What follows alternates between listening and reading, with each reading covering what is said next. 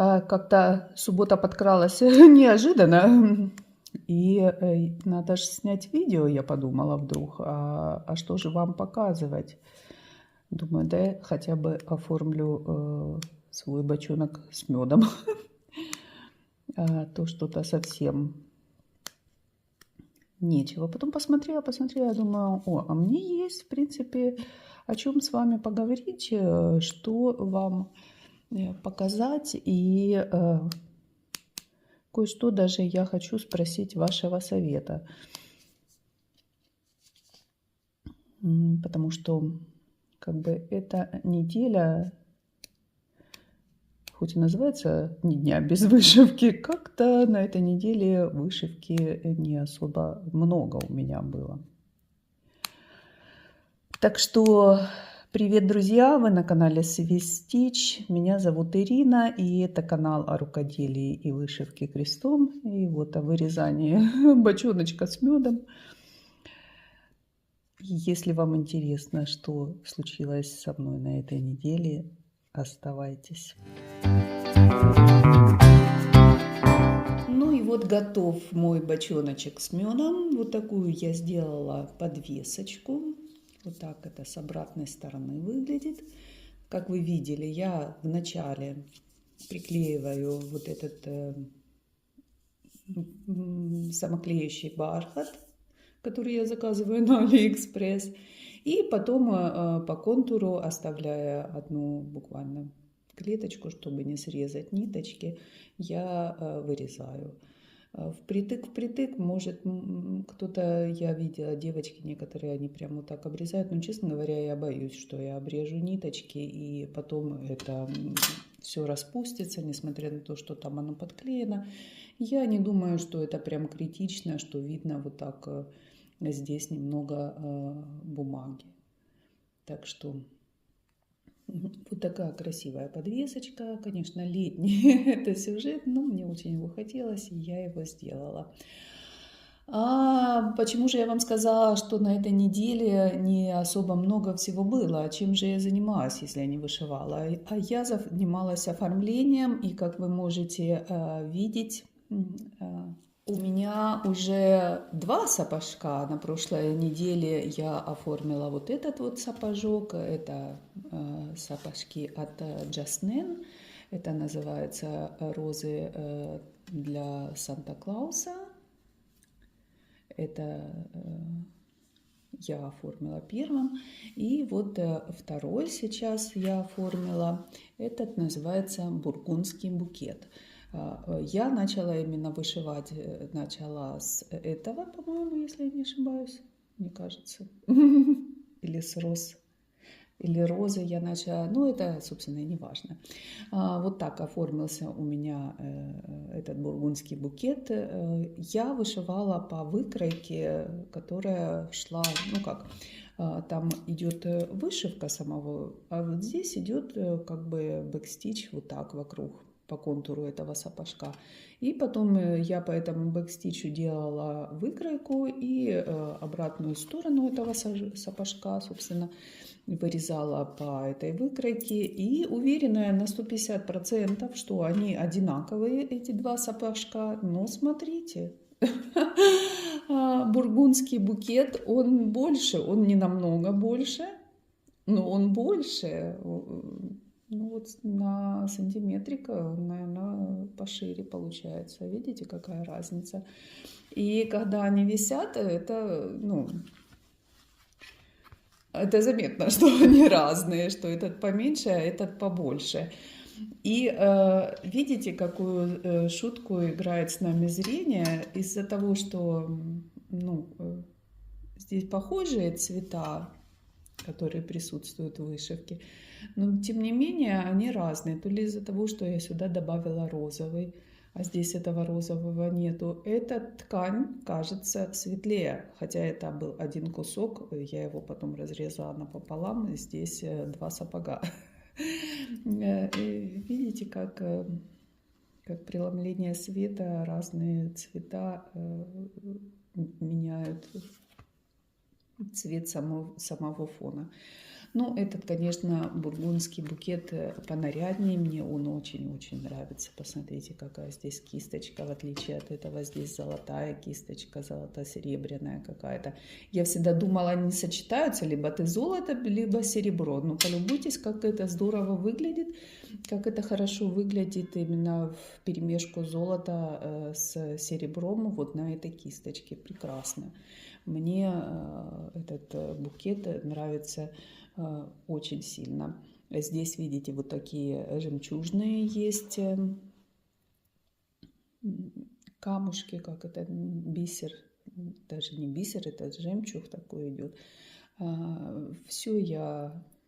Весь бисер, все камушки я делала своим подбором. Это не оригинальные, это у меня прециозы золотые, бисеринки. А это вообще непонятно откуда, я не помню даже. Я, по-моему, у нас здесь покупала этот жемчужный бисер.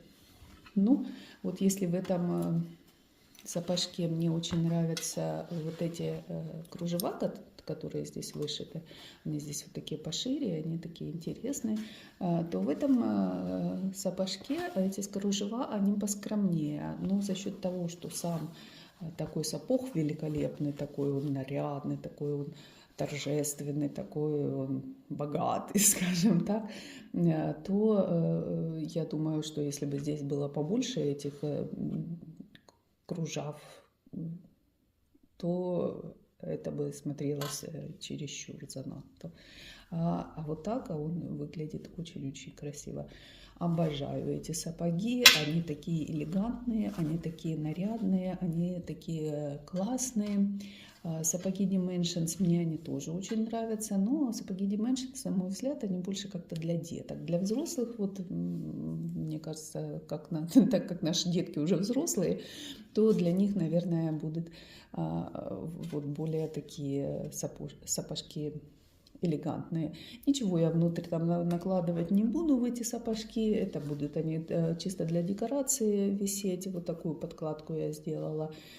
Здесь золотистые звездочки. Оно сейчас не видно, но они вот немножко блестят, вот эти золотистые звездочки.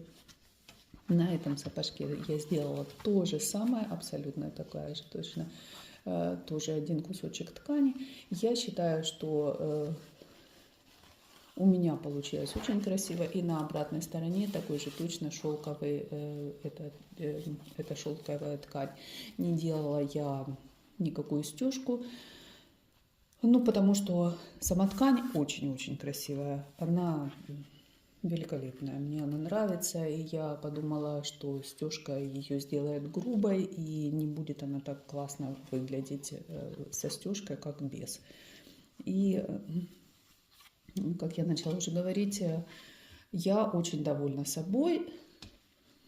Вот эту золотистую, как это называется, кантик, этот золотистый кантик я пришивала вручную. И вот такие хвостики сделала, вроде мерила одинаковые сейчас, мне кажется. Да нет, одинаковые они. То будут висеть у меня разной длины, разного размера сапожки. Ну, в общем, я очень горда и счастлива, что мне удалось сшить такие сапоги, и они получились очень красивые, они получились удачные. Оформление, как вы знаете, это не мой конек, но здесь я довольна, очень довольна. Получилось все красиво, получилось все так, как я задумывала и хотела. И вот такие нарядные сапожки будут украшать мой камин в этом году. Не знаю, буду ли я вышивать еще такие сапожки. Это, как я уже говорила, это для меня и для моего, ну это поменьше, ладно, поменьше для меня, это для моего мужа сапожки. Ну, если дочка захочет, я вышью и для нее. Вот это то, что было по оформлениям, и это тоже оформление, скажем так.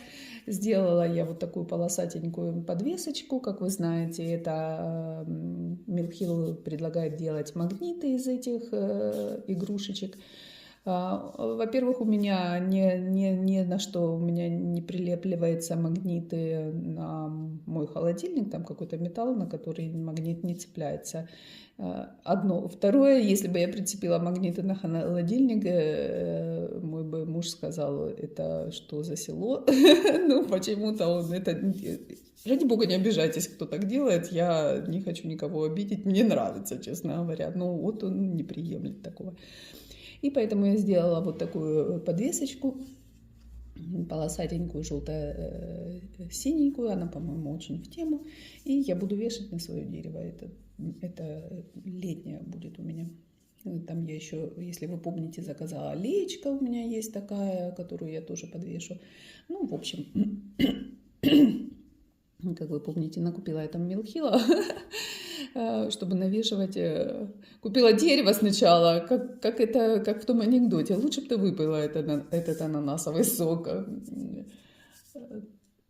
Купила дерево, теперь накупила к дереву кучу этих милхилов. Теперь буду вышивать. Вот.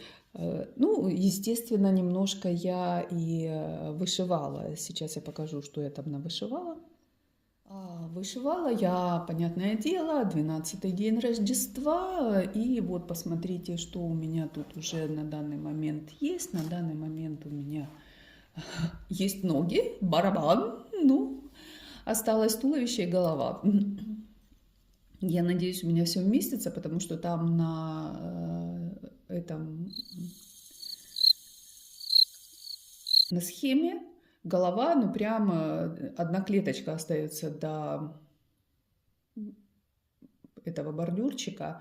А когда я вышивала цифру, я так поняла, что у меня здесь места поменьше. Я очень сильно надеюсь, что у меня все-таки его голова вместится, и мне ее не придется обрезать. Вот, ну и что же здесь вы видите? Здесь видите вот такая штучка, которая вышивалась легко и быстро. Здесь, как видите, лежала моя кошка, тоже помогала мне вышивать. Ну, барабан и барабан. Это он барабанит, это будет звук типа разлетаться. Вот здесь... Ну как же мне не накосячить, называется. Вот эта вот загогулинка, она будет потом еще идти вот так вот, таким образом по всему дизайну. И я начала вышивать. И вышивая, сначала повышивала крестики. Нет, я сначала думаю, ну что я там нитку каждый раз меняю, буду вышивать уже сразу бисер и крестики. Ну и начала вышивать и пришиваю бисер, когда я здесь закончила, дошла уже до последней.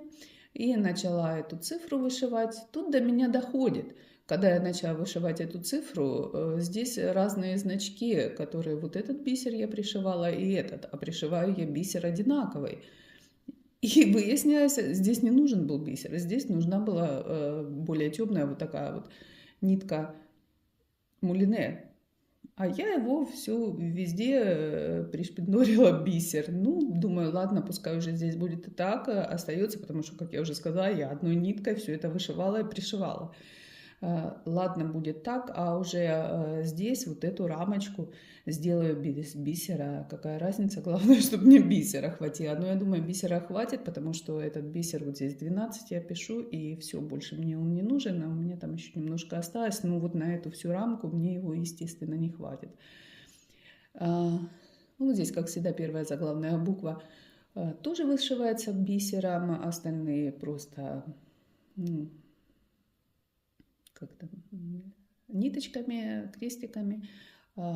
Вот здесь у нас черным бисером подошва и сапоги вот здесь. И там, наверное, на кафтане еще будет что-то черным бисером. Черный бисер вот использовался только вот в 12-м дне Рождества и в 11-м дне Рождества.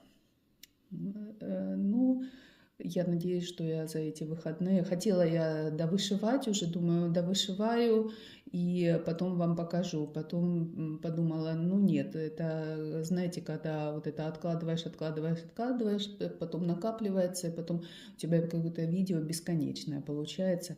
И думаю, покажу то, что есть, покажу то, что навышивала. Вот что, кроме вышивки, я еще делала. Сейчас я вам покажу.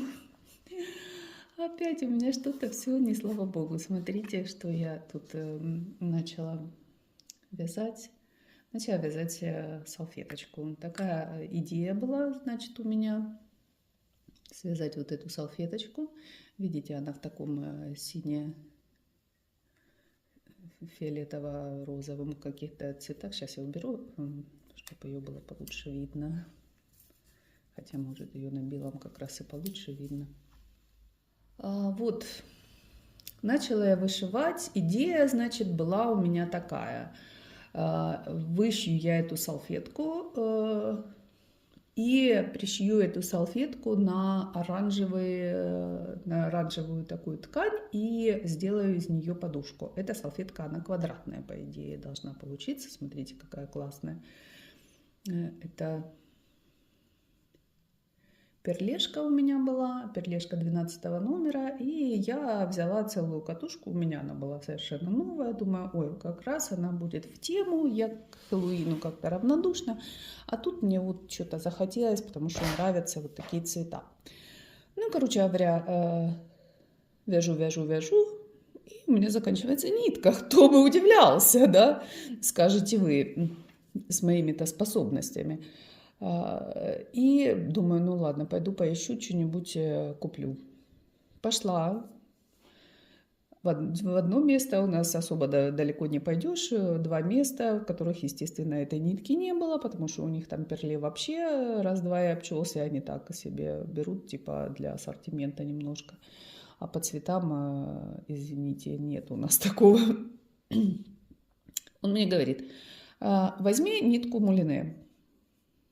Я взяла нитку мулине. И исходя из того, что когда хардангер я, допустим, шью, и там написано, что 12 номер, либо вот такая нитка мулине в 2 сложения. Начала я продолжать 2 сложения, а она получается гораздо тоньше.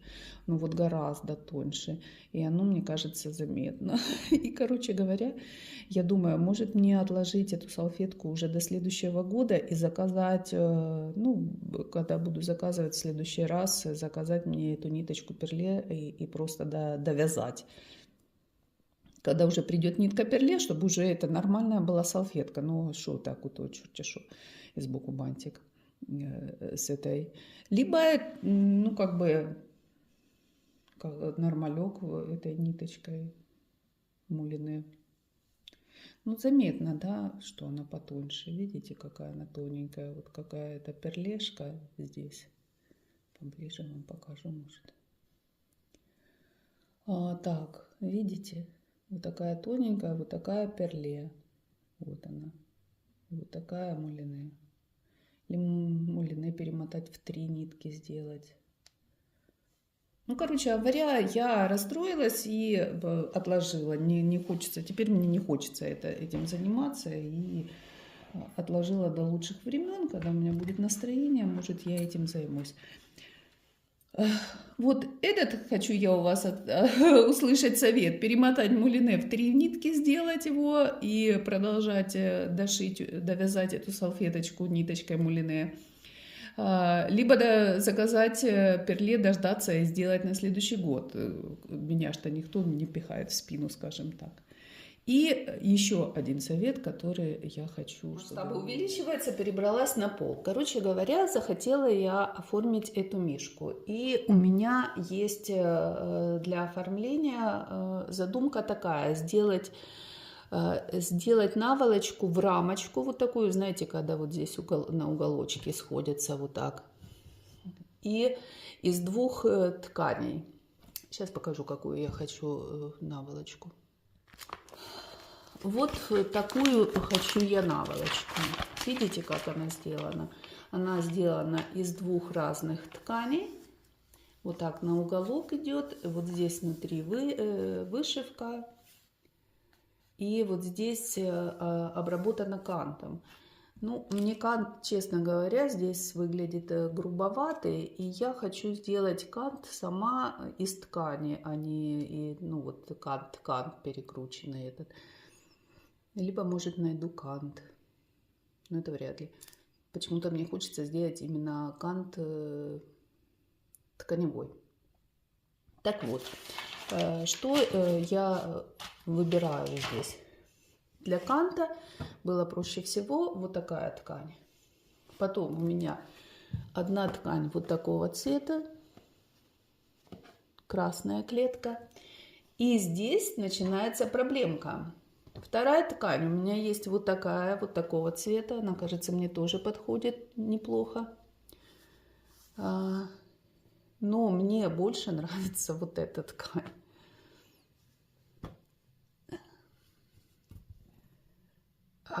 Ну, если делать с этой тканью, в чем вы скажете, и какая проблема? Бери ткань, которая тебе больше нравится. Да, мне нравится больше вот эта темно-синяя, но вот в ткани компаньоне, в этой красной, эта клетка, она крупная. И вот в этой голубой клетка, она крупная. Они как бы, эти клетки по размеру, они как бы хорошо. А вот в этой клетка помельче. И вот вопрос к залу. Хорошо оно будет сочетаться. Вот такая ткань, клетка крупная, здесь клетка помельче, и вот такая вот бейка. Вот так. Как вы считаете? Я хочу выпустить это видео в воскресенье. У нас сегодня суббота, кстати. Я хочу выпустить это видео в воскресенье, так что вы мне напишите, пожалуйста, потому что ну, до воскресенья я могу потерпеть, а потом у меня, я знаю себя, терпеть урвется, и я там начну лепить сама, что придумаю. А мне очень хочется знать, как это говорится, взгляд со стороны, как на ваш взгляд, будет хорошо смотреться, если я возьму вот эти две ткани. Либо мне лучше все-таки взять вот эту ткань посветлее. Вот так.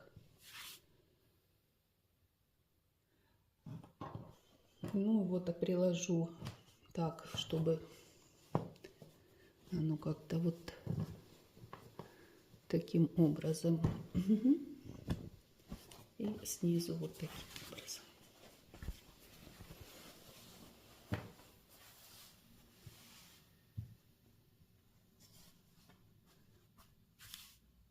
Ну вот, что вы мне присоветуете, что вы мне скажете, как на ваш взгляд? Мне кажется, вот эта темно-синяя, она больше дает акцент на саму мишку. Вот такое пальтишко, мне кажется, оно очень сочетается с вот этой тканью. И оно получается более насыщенное, более яркие цвета дает вот за счет этой ткани. А эта ткань, с другой стороны, эта ткань, она вот больше сюда, к этому голубо-серому, вот и самому фону. Из этой ткани я могу вообще задник сделать, в конце концов, если мне так хочется использовать и эту ткань. А впереди, ну если я впереди буду уже это делать, тогда уже и сзади буду делать, это понятно. Так что, пожалуйста, очень жду вашего совета, особенно девочки, которые шьют и понимают в этом толк сильно хорошо. Вот. А теперь я вам расскажу, почему же я так мало занималась вышивкой, чем же я занималась. Я занималась более интересными делами, приезжала ко мне в гости дочь, как вы видели, я пекла тортик. Кто еще не видел, заходите, посмотрите, классный торт там. Он получается очень вкусный, и он получается такой, знаете, ну вот реально праздничный, хотя объяснять там больше, чем делать. Ингредиентов совсем мало, и он получается очень хороший.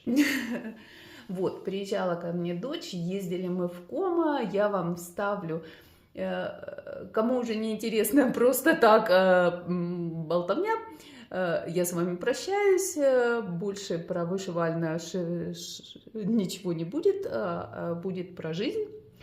И уже готовятся вовсю к Новому году, в Кома особо это заметно. У нас как-то еще все открывается в Лугано, у нас елка 1 декабря. И я вдруг поеду, посмотрю, сниму вам. А в Кома там уже вовсю продаются все эти рождественские прибамбасы, все рождественские эти украшения. Ну, уже несмотря на то, что погода у нас еще совсем-совсем не зимняя, совсем не рождественская. Вот посмотрите, кусочек вам ставлю. Сегодня утром я сняла. Вот такая чудная погодка у нас стоит. Смотрите, моя гинкобилоба, как всегда, золотое. Ну, уже начинают обсыпаться листики. Вон у нас такое неприятная новость. Вот это огромное дерево, которое я вам показывала, которому уже больше 100 лет, оно больное, и будут его типа томографом проверять внутри. Если оно еще живое, то его оставят, а если оно внутри сухое, то его, к сожалению, придется срубить. Очень-очень жалко. Ну и вот посмотрите, какой золотой ковер от этого гинкобилоба. И вот кто-то там ходит, гуляет. Тентан, Тентан, что там делаешь? Эту кошку зовут Тентан. Имя мужское, но это кошка, это она. Девочка дала такое имя своей кошке. Ходила я в библиотеку нашу, смотрите, что я там нашла. Помните, когда-то я относила туда свои журналы по вышивке, и там есть один отделчик, где вы можете принести, оставить, потом кому надо разбирают, забирают эти, бесплатные такие эти. И вот я там нашла Дженда дель Рикамо, дневник по вышиванию. И смотрите, какой тут дневник. Думаю, я давно хотела дневник завести, вот как раз оказия такая случила. Здесь даже есть маленькие схемочки такие, они такие примитивные. Сделан он был в 1994 году. Видите, здесь можете написать свое имя. Здесь вступление, о том, как это прекрасно и замечательно вышивать. И вот идет вот у вас январь. И здесь расписаны 31 день января. Вот здесь второй на странице. И видите, вот здесь дизайны. На эти дизайны все есть схемы. Дальше у нас идет февраль. И также точно и по всем этим месяцам, 12 месяцев, вот такие здесь разные дизайны. Ноябрь вот здесь с корзинками, с тыквами. И вот здесь в конце есть эти схемки. Видите, они такие простенькие, примитивные, черно-белые, белые, скажем так. Вдруг там куда-то чего-то надо, можно даже и воспользоваться этим. И в конце здесь, это 1994 год, когда, смотрите, здесь даже есть карта цветов DMC. Хотела карту цветов, и вот тебе карта цветов DMC. Не знаю, насколько здесь передает цветопередача в этой печати. Надо будет какой-нибудь приложить ниточку, посмотреть, она реально отображается или меняется цвет. И здесь даже есть телефонный, помните, телефонные книги были, когда вот здесь ты мог записать, здесь алфавит есть, и здесь телефонная книга, вот вы можете написать, телефончик нарисован, номера телефонов. Когда появились мобильные телефоны? Кстати, вы помните хотя бы один номер мобильного телефона? Я помню единственный номер мобильного телефона, номер моего мужа. Но мне надо выучить номера хотя бы еще парочку человек, потому что мой муж имеет такую тенденцию не отвечать вообще на телефон никогда. Он его вечно забывает где-то, не нужен человеку телефон. А вот здесь, видите, еще были такие справочники телефонные, когда это было, 94-й год, не так уж и давно. Вот теперь у меня есть вот такой вышивальный дневник, который я хочу начать в следующем году. Здесь, где этот телефонный справочник, я хочу написать свои пожелания, что я хочу в следующем году вышивать. И посмотрим, как мне удастся вести этот дневник, потому как я не очень-то люблю это дело. Хотя иногда действительно надо, и я вот сейчас приближаемся к концу года, и я такая думаю, надо будет снимать видео о итогах года, а я, честно говоря, вообще уже ничего не помню, там писала я, наверное, до половины года, потом забила на это все, поэтому будем по памяти все вспоминать и делать. Ну вот, как я говорила, ездили мы с дочерью в Кома. Кома, как всегда, прекрасно, погода чудесная. Ездили мы в понедельник, людей было очень-очень мало. С одной стороны, это хорошо, но с другой стороны, все магазины были закрыты. Вот, полюбовались мы на лебедей, на уток, которые дразнят этих лебедей. И погуляли везде. Ну, пришлось нам ехать, конечно, на следующий день, потому что моя дочь хотела там именно в магазины сходить. И один у нас день получился такой прогулочный. Мы погуляли по набережной, погуляли по центру, посидели там в кафешке, ну, отдохнули. А на следующий день мы уже поехали по магазинам. Благо, что Кома от нас недалеко, на машине 15-20 минут, и мы уже в Кома. Поэтому удобно очень это. Ну вот, на следующий день мы поехали уже по магазинам и, естественно, зашли в эти магазины, где продаются эти рождественские новогодние игрушки. Я вот от этой фирмы просто балдею, мне хочется приобрести все, и даже эти статуэточки мне очень нравятся. Ну, хочу я вот это блюдо с елочкой для тортов. Ну, лошадка, какая прелесть, лошадку тоже хочу. Дед Мороз летит в санях, и это механическая игрушка, там он двигается, его когда заводишь. Ну вот за эти чашки, что я вам говорила, нету с елочкой чашки, хотела я купить ту, которую разбили, заменить. Вот такая экспозиция. Каждый, мне, как я уже сказала, все здесь нравится. Вот это мне почему-то напоминает эти французские дизайны, эти все фигурки, хотя и английская фирма.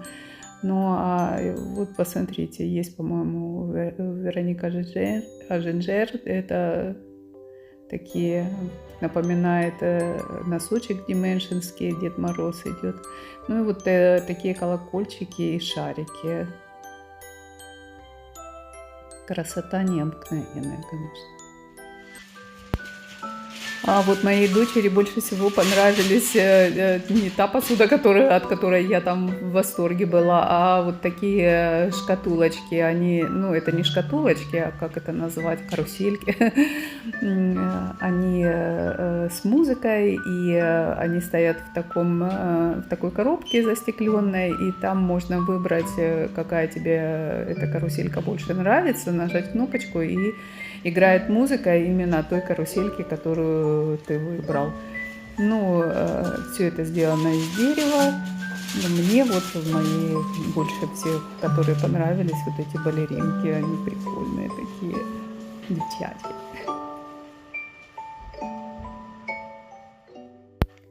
Ну, а здесь мы уже в другом магазине. Вы, наверное, заметили разницу. Это там, где я купила вот эти часики, которые я вам покажу. Еще не показала, покажу. Здесь, конечно, уровень пониже. Made in China сделано все. Ну, есть интересные, даже прикольные. Вот, смотрите, паровозик какой по Альпийским горам спускается.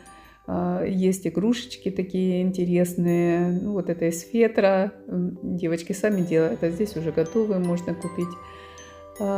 Ну, для рождественского настроения самое то. Ну, значит, пошли мы, и, естественно, смотришь, когда продаются все эти штучки, все эти новогодние украшения, хочется и тебе что-то приобрести. И я решила купить себе вот такой колокольчик. Это колокольчик от английской компании Villeroy Bosch. Если я не ошибаюсь, английская эта компания с 1748 года. Эта компания делает вот такие украшения очень красивые.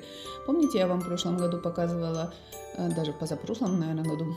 Да, в позапрошлом году дочка моего мужа нам подарила 2 чашки с елочкой. Ну, потом мой муж удачно грохнул эту чашку, и дочка мне подарила чашку с мишками там на лошадках, качалочки, там такое, ну, вот с такими маленькими фигурками, как на этом колокольчике. А там целый набор вот этого комплекта с елочкой, как эти были 2 чашки, у нас осталась одна. И мне дочка спрашивает: ну что, ты хочешь собирать этот набор? А я хотела взять, там есть одно блюдо такое огромное, оно для торта, тоже с елочкой, и, соответственно, чашки. Но вот в этот раз чашек не было. В этот раз я хотела купить чашку, потому что блюдо дороговастенько, сейчас я не могу себе это позволить. А вот чашку я хотела купить, но чашек не было, к сожалению. Ну, ладно, может, в следующий раз поедем, и еще до Нового года успеется. Может, они потом распродажу, хотя это вряд ли. Ну, сейчас я достану этот колокольчик и покажу вам поближе. Ну, вот так выглядит этот колокольчик. Смотрите, лошадки, мишки. Ну, все в этом колокольчике сошлось все, что я люблю. Лошадки-качалочки, тедди-мишки, прелесть. Вот такой здесь щелкунчик замечательный. Вот такая лялька на слоники, дудочка, юла. Как я уже говорила, по-моему, в прошлом видео я говорила, что мне надоели шары. Я все время украшала елку шарами. То там красно-золотое, у меня 1 год была елка, потом серебряно-голубая была елка. Теперь мне хочется насобирать вот таких интересных, классных игрушек, потому что у моих родителей были игрушки, там, помните, вот эти старые советские игрушки, космонавты, там еще кто-то, домик, я помню, был классный, там куколка какая-то была, ну, может, они где-то и есть, если, может, когда-то мне удастся туда поехать и все это забрать, было бы здорово. Ну, вот такой колокольчик, он здесь даже колоколит. Это фарфор, прекрасная игрушечка, и я решила насобирать таких вот игрушек красивых, новогодних, и украсить мою елку именно вот такими игрушками.